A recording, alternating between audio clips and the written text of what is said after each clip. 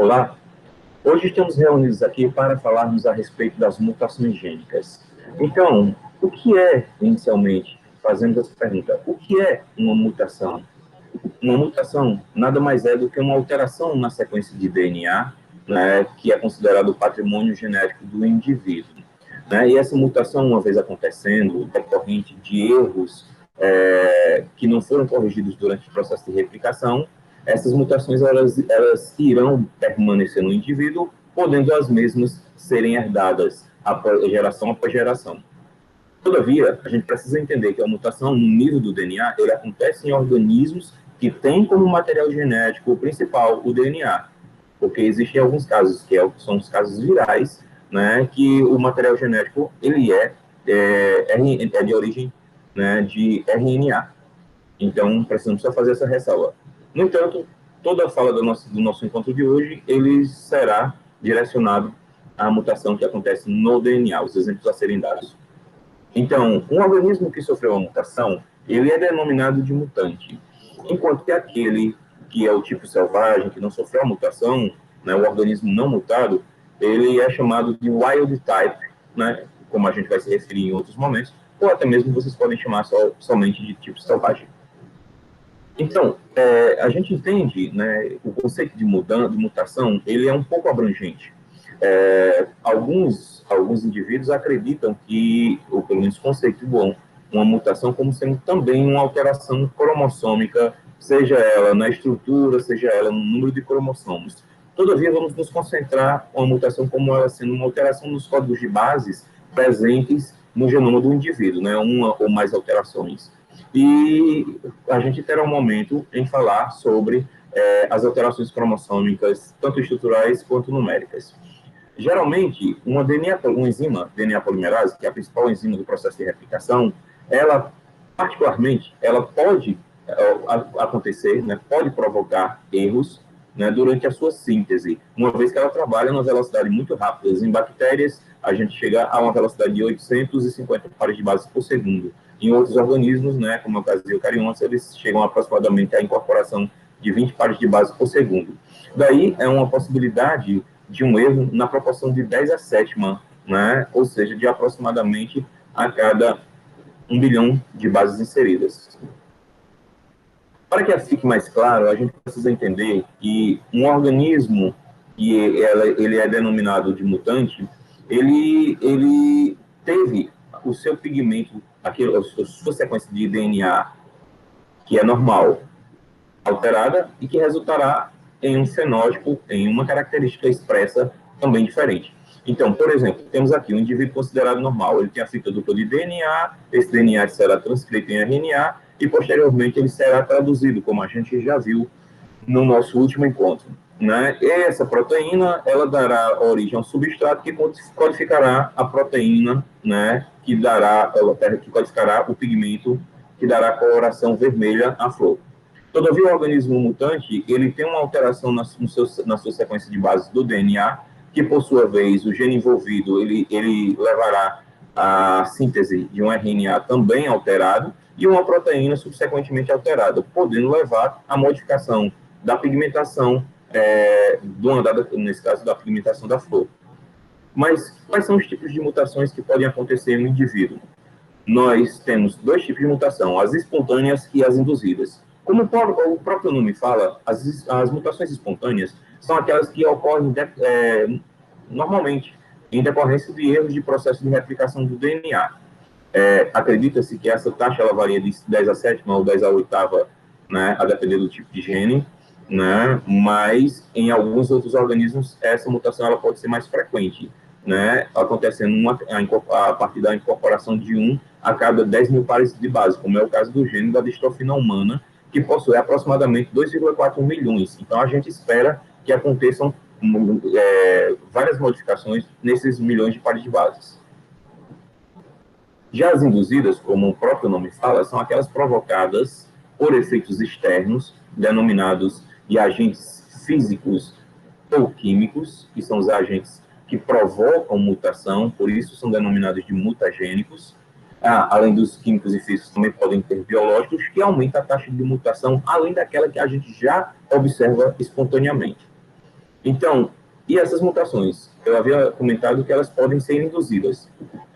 Dentre os fenômenos químicos, físicos e biológicos que podemos destacar como causadores dessas mutações, nós temos físicos, a luz ultravioleta e as radiações ionizantes; químicos, alguns componentes que são análogos de bases, agentes intercalantes ou produtos reativos internos, né, como às vezes radicais livres; e biológicos, temos alguns casos de vírus, a exemplo, o papilovírus, que ele pode provocar câncer do colo do útero em mulheres.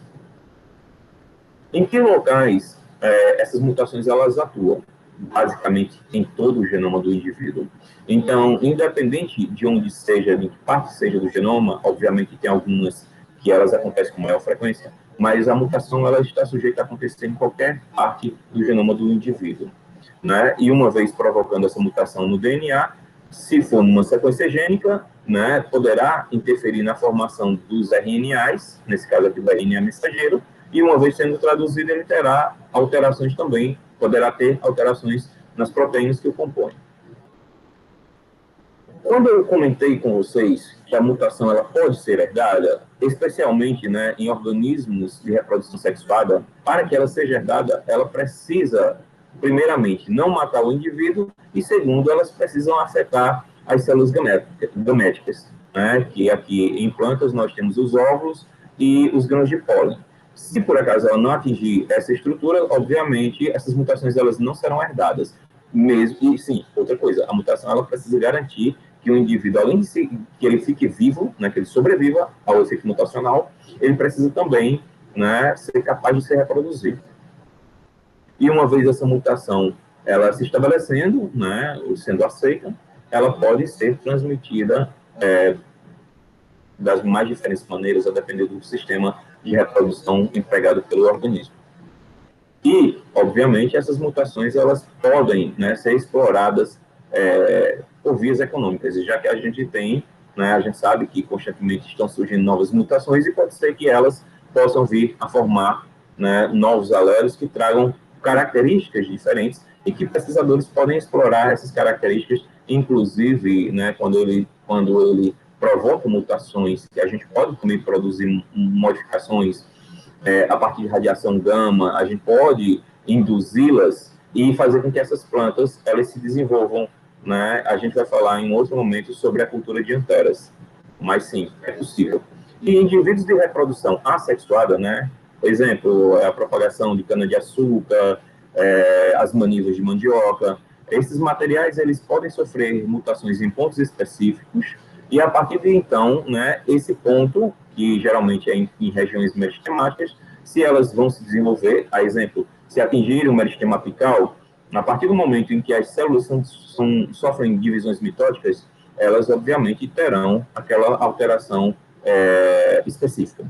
Por esse motivo, né, uma vez essa estrutura se desenvolvendo, formando um novo ramo, todas as células decorrentes, a partir do ponto de mutação, elas tornarão um indivíduo mutante. Nesses casos, quando o indivíduo ele apresenta duas formas alternativas de genes, né, de genomas, um mutado e outro não mutado, o indivíduo é chamado de quimera, né, uma terminologia dada a esse indivíduo em homenagem a uma figura mitológica, né, que a quimera era um animal, né, que misturava vários animais em um único indivíduo. Todavia, quando a gente quer explorar esses materiais de propagação vegetativa, esses materiais mutados, inclusive, formando bancos de germoplasmas de mutantes, nós podemos pegar essas regiões aqui e propagá-las, né, utilizando estratégias de cultura de tecido. Uma vez essa propagação ela vindo a repercutir positivamente na vida do indivíduo, essa pode ser levada a casas de vegetações ou telados e, posteriormente, lançadas em campo. Curiosamente, eu chamo a atenção de vocês para um caso que existe de uma laranja específica chamada laranja Bahia.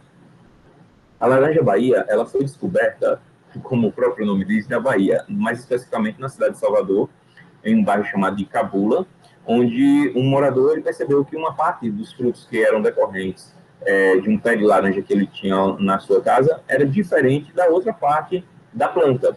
E ao ser analisado, foi percebido que tratava-se de uma mutação de ramo. Seguindo esse raciocínio, de que houve uma mudança nos tecidos meristemáticos apicais e, obviamente, um trecho da planta ela acabou se desenvolvendo com características diferentes. Óbvio que isso é um fenômeno bem raro. Mutações no DNA.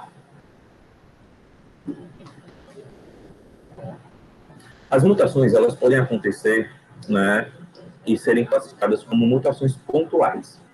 Essas mutações pontuais, como o próprio nome sugere, elas acontecem em um ponto específico do genoma. Daí nós temos as mutações pontuais, que elas são decorrentes de substituição de base, de adição de base e de deleção de base. Vamos entender o que é cada uma delas. A substituição de bases. Compare essa primeira trinca, né, em relação a essa segunda trinca. Está igual. Vamos para a próxima trinca. Olha, percebam que essa base daqui sofreu uma mudança, tá? Então, sofreu uma substituição. Deixou de ser uma guanina, passou a ser uma citosina. Já a adição de base, só complementando, as outras duas trincas, aqui, os outros dois códons, eles, por sua vez, se mantêm íntegros, do jeito que era antes. Então, a mutação ela foi pontual, promovida por uma substituição de bases, de uma guanina para uma citosina. Já na adição de bases, levando em consideração essa mesma sequência, percebam que, neste ponto da trinca, houve a adição de uma citosina. O que acontece? A partir do momento que a adição, todos esses outros nucleotídeos, eles seguem adiante, fazendo com que a próxima sequência seja A, T, A, T, T, C, A. É aqui. Então, a adição, ela causa uma modificação muito maior. Por quê? A substituição de bases, ela causa modificação em uma única trinca. Todavia, a adição de bases, ela não só causa modificação na trinca onde houve a incorporação desse novo nucleotídeo, mas, né, podemos observar que ela acontece também em todas as outras trincas, todos os outros códons subsequentes. Já na deleção de bases, seguindo esse mesmo raciocínio, usando a mesma sequência, nós temos aqui, neste caso, a guanina desapareceu. Dessa forma, todas essas sequências de leitura, elas retornam para cá, fazendo com que a nova sequência também tenha modificações a partir do ponto, né, a partir do códon, onde houve a mutação. Então, perguntando, né, se vocês chegarem a me perguntar, olha, professor, então, dessas três mutações pontuais, qual a pior, né? Quais as piores, na verdade? São essas duas, a adição e a deleção. Por quê? Porque a quantidade de modificações nas trincas, e, obviamente, quando eu modifico o códon, eu posso modificar também o aminoácido relacionado, então nós temos aqui, consequentemente, a mudança muito mais brusca nas proteínas que serão geradas, tanto na adição de base quanto na deleção de base. Então, aquele primeiro caso de substituição, quando só está envolvida uma, ela pode acontecer de duas maneiras, ou via transição ou via transversão. E o que é isto? A transição é quando eu mudo, né, a base mudada era uma purina e continua a ser uma purina. Exemplo, era adenina e passou a ser guanina. Todas duas são purinas. Ou era guanina e passou a ser adenina. Beleza. Então, isso é uma transição. Se ela for pirimidina e também for trocada por outra pirimidina, né, continua sendo transição. Então, quando eu tenho purina que eu troco por outra purina, transição. Pirimidina que eu troco por outra pirimidina, transição. Todavia, se eu mudar de uma purina para uma pirimidina, ou vice-versa, né, ou uma pirimidina para uma purina, esse é um caso de transversão. Vamos tomar como exemplo aqui, olha. A mutação por substituição de base, eu tenho aqui uma guanina. A guanina é uma purina. E aqui eu tenho uma citosina. A citosina, ela é uma pirimidina. Logo, nós tivemos aqui um caso de transversão. Outro exemplo que a gente pode observar aqui, olha, quando eu tenho uma mudança aqui, eu tenho um RNA que sofreu uma mudança simplesmente nessa sequência daqui, olha, nesse único nucleotídeo. Era uma guanina, passou a ser uma pirimidina. Daí, o que é que nós podemos observar? Que essa mudança é do tipo transversão. E a gente sabe que uma mudança, curiosamente, a gente tem aqui, olha, a sequência metionina, valina, histidina, leucina, treonina, prolina e glutamina. E aqui a gente só teve a mudança, né, da valina para a glicina. A gente diz, professor, mas é só uma mudança, isso não vai repercutir tanto sobre o indivíduo. Não, isso não é verdade. Nós temos o caso aqui da anemia falciforme, né? Esse false não é de falso, falso é com S, é de foice, né? Essa abreviação, ela indica que a hemácia, em vez de ter esse formato discoide, ela tem um formato como se fosse uma meia-lua, uma foice, né? E o que é que qual é a consequência sobre o indivíduo, né? Então, essa hemácia que é formada, ela acaba sofrendo modificações físicas, né, que dão a ela que fazem com que a hemácia ela tenha sua função, né, reduzida, né, subvalorizada. Então, a forma normal da hemoglobina, ela faz com que as hemácias se agreguem em alguns pontos por meio de uma massa gelatinosa, fazendo com que haja, algumas vezes, a formação de trombos ou até mesmo o bloqueio, ou pelo menos a redução da oxigenação do tecido. Né? E o transporte de gases, quando eu falo, não é só oxigenação, é também a remoção do gás carbônico dos tecidos. E nós temos aqui isso, né, essa doença, é uma doença genética causada por uma simples mudança, onde eu tenho aqui, olha, uma transversão de uma uracila para uma adenina. A uracila é uma pirimidina e a adenina é uma purina. Então, essa mudança na base do meio, né, levou a uma alteração de um ácido glutâmico, que essa seria a forma normal, né, para uma valina, que é a forma alterada, que não é a forma desejada. E, como eu já havia comentado, né, as mudanças chamadas de deslocamento do ponto de leitura são nada mais nada menos do que a adição e a deleção. Por quê? A partir do momento onde há a incorporação daquela sequência, tudo que está à frente ele é modificado. Então, a gente tem aquilo que a gente chama de deslocamento de ponto de leitura. Né? Podemos observar aqui, como exemplo, né, eu tinha essa sequência daqui, né, leucina, valina, treonina e prolina.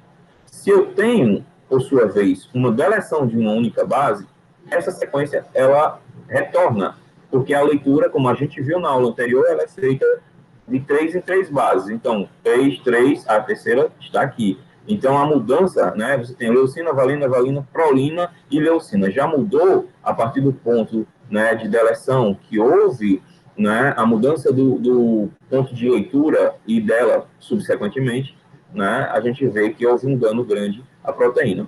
Todavia, essas deleções, elas não necessariamente acontecem em uma única base, elas podem acontecer em 2, em 3 ou em mais. Se elas acontecem em uma tríade consecutiva, você só vai ter uma supressão de um dos aminoácidos. O efeito pode ser menor. Todavia, né, não é interessante que isso aconteça. As mutações pontuais, sejam elas as do tipo substituição, né, elas são classificadas em 5 tipos, né, podemos chamar de 5 tipos de mutações. A primeira delas é a mutação silenciosa. Vejam só, o que é uma mutação silenciosa? Nós vimos na aula anterior que, apesar de existirem 64 possibilidades de formação de códons, apenas 20 aminoácidos estão relacionados a eles. Então, é esperado que algumas mutações, em decorrência de haver códigos sinônimos, ou seja, que têm o mesmo significado, né, é esperado que existam mutações aos quais afetem um códon, mas eles, por sua vez, apesar de alterar o DNA, alterar o códon de leitura, é esse aminoácido que é colocado no lugar por substituição, né, dessa base, ele permanece o mesmo. Vamos ver aqui um exemplo. Olha só, pegando como exemplo aqui a leucina. Eu tenho a leucina aqui, ela é representada por 6 formas. Aqui, as 6 formas. Então, nós temos aqui uracila e adenina. Se por acaso tiver uma mutação nessa última base e ela se transformar em uma guanina, veja, a mutação foi por substituição? Foi. Mas manteve a leucina. Então, qual é a consequência para o indivíduo? Nenhuma.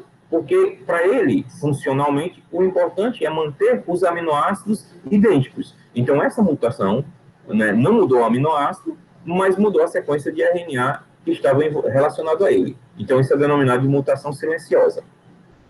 O que é uma mutação de sentido trocado? É uma mutação que altera a sequência de aminoácidos e altera a função da proteína. Vamos pegar de novo aqui a exemplo, essa sequência, UUA. Se por acaso essa mutação daqui ela acontecer nesse segundo nucleotídeo e se transformar em um C, olha o que a gente tem. Mudou da leucina para uma serina. Se muda a sequência e muda o aminoácido, mudando a sua função, né? Então nós temos uma mutação de sentido trocado, ou também chamado de missense. Existe outro tipo de mutação, a chamada neutra, que ela altera a sequência de aminoácido, mas ao contrário do que acontece na mutação de sentido trocado, essa mudança ela não vai afetar a função da proteína, porque o aminoácido anterior é idêntico em função ao aminoácido que está sendo colocado nesse momento pós-mutação. Vamos pegar como exemplo aqui, vamos pegar essa sequência de leucina, né? O aminoácido seria leucina, CUU. Se a mutação trocou um C por um A, veja, eu tenho uma sequência AUU. E o aminoácido resultante é o quê? É uma isoleucina. Muda o aminoácido. Todavia, a isoleucina, ela tem o mesmo papel funcional que a leucina, né? Até o prefixo iso indica igualdade. Daí, quando você tem esse tipo de evento mutacional, a mutação ela é denominada de neutra. Se uma mutação ela acontece, ela é chamada de nonsense, ela é denominada de sem sentido, é quando você tem uma sequência que seria lida e seria incorporado um aminoácido. Todavia, né, neste caso, e quando eu mudo a sequência do RNA, eu tenho a formação de um códon de parada. Mais uma vez, vamos utilizar aqui a leucina como exemplo. Eu tenho essa sequência, UUA. Se por acaso a mutação ela trocar essa uracila por uma adenina, há a formação de um códon de parada de leitura, um stop códon. Como a gente já viu no nosso encontro anterior, nós temos 3 stop códons, aqui representados UAA, UAG e UGA. Esses 3. Então, se uma mudança qualquer que aconteça transforme aquele aminoácido que seria lido em um aminoácido de parada, a síntese da proteína vai parar antes do que seria correto, né? Antes do que seria o ponto determinado. Reduzindo assim o tamanho da proteína, reduzindo a sua estrutura tridimensional e assim atrapalhando a sua funcionalidade. Então, se eu tenho uma mutação que cria um códon de parada, pega um códon normal e cria um códon de parada, eu tenho uma mutação sem sentido. E também, para classificar, temos o último tipo de mutação, que é chamada mutação com novo sentido, ou sense. Ele é o contrário do que acontece da sem sentido. A sem sentido transforma um códon traduzível em um códon de parada. Já a com novo sentido, ela é o contrário. Transforma um códon de parada em um códon traduzível. Vamos lá para o exemplo da tabela. Então, suponhamos, mais uma vez, que o último códon da sequência, o stop códon, seria UAA. Se eu mudar essa sequência daqui para uma citosina, então eu não tenho mais o AA, eu não tenho mais a parada, eu não vou ter mais os fatores de liberação da minha molécula de proteína, e sim, eu vou ter uma serina. E aí, o meu ribossomo vai continuar lendo até encontrar outro códon de parada, fazendo com que a proteína aumente de tamanho, modificando mais uma vez a cadeia proteica e promovendo assim mudança na estrutura tridimensional e funcionalidade da proteína. Então, aqui, só para revisar, né, nós temos aqui as mutações pontuais. Se eu tenho uma mutação, que aqui eu tenho um códon inicial, se mudou essa e virou essa sequência, antes era leucina, e agora é leucina. Então, continuou o mesmo aminoácido. Logo, a proteína terá a mesma função. Logo, tratamos de uma mutação silenciosa. Se por acaso eu mudo essa sequência para um G, aí passou a ser o quê? Um outro aminoácido, mudando a função. Então, eu tenho mutação de sentido trocado. Se por acaso eu mudo por um A, eu tenho uma leucina que mudou para uma isoleucina. Daí nós temos o quê? Uma mutação do tipo neutra, já que a isoleucina vai exercer a mesma função. Se por acaso essa mudança levar aqui, a nossa segunda base, levar à formação de um códon de parada, então mutação sem sentido. E se for o contrário, o códon de parada formar um novo aminoácido, então a mutação com novo sentido. Ok? Então era isso, o nosso encontro de hoje, e até a próxima aula.